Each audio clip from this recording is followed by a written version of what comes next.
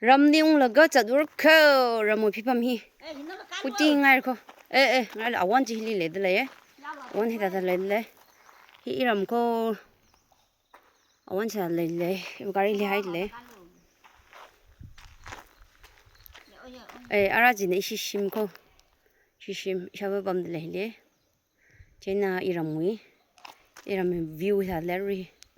rồi church này đúng chưa bây giờ lấy hay là lấy Eram cô Eram là rim phala cái ali shila cái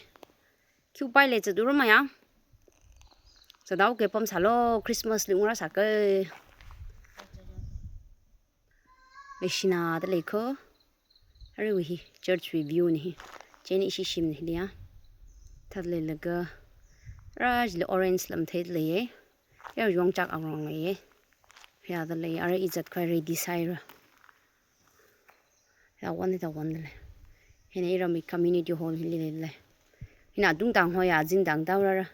hiện lấy chỗ sao mang nào xe ewuivang Eram asli này vậy chẳng chứ mà thật lấy there view chứ Eram nông village ko